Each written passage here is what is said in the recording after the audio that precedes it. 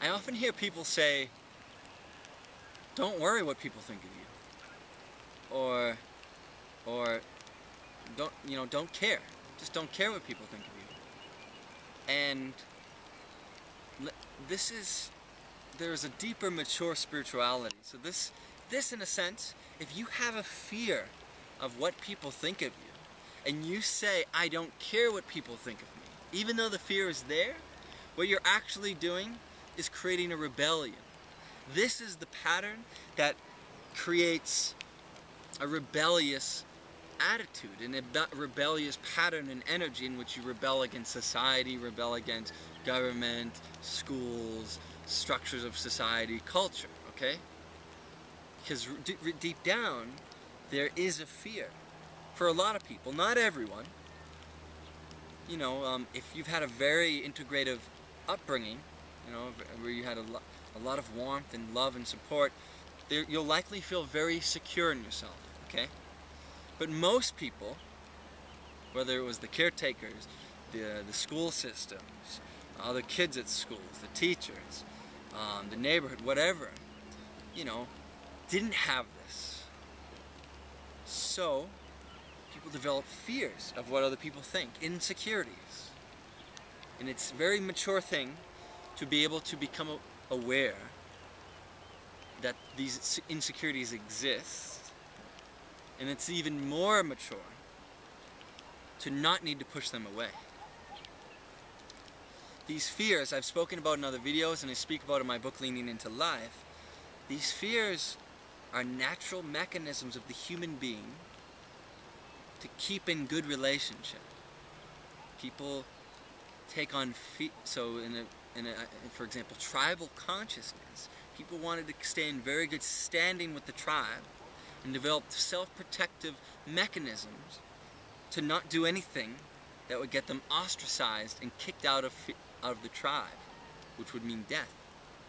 So these patterns, so a lot of these patterns that in human beings, they're just thousands of years of evolution, millions of years of evolution running off, still present. And just to become aware that these things are there. So to push away this fear, this ingrained primal fear of not being in good standing of society and people, and fear of the rejection, which is like maybe the childhood rejections, these need to be respected. They need to be acknowledged, and like in the video I just made, they need to be embraced and loved. If you push them away, you're pushing a part of yourself away. This is not love. Love is integrative. Love is an inclusive force. Nothing is outside of love. Even, what's funny is that even on a deeper mystical sense, even the pushing away, that was never actually a pushing away, because nothing is actually separate. But in the human experience, it certainly feels like a pushing away, and that needs to be respected. If you have a profound mystical realization in which you, like my teacher did, like in which you experience there is no two, there is no other, there is only me, there is only space, experiencing one life. If you have this, well then yes, you'll know for sure. You'll know beyond the concept of any mind or any spiritual concept that everything is one. But until then, you know, you'll take a powerful psychedelic substance, you know, a medicinal, they grow from the earth, some of these things, and you'll know that there is only one. But until this is everyday experience, you need to acknowledge and respect that it appears to be two. That it appears to be me and this person, or me and the tree, okay? And then maybe through the grace of God, you'll experience oneness in your life. I pray for this. You know, I secretly desire this. You know, I pray for this every day. But until that day comes, there is apparently two. It seems like two. And the fear needs to be respected.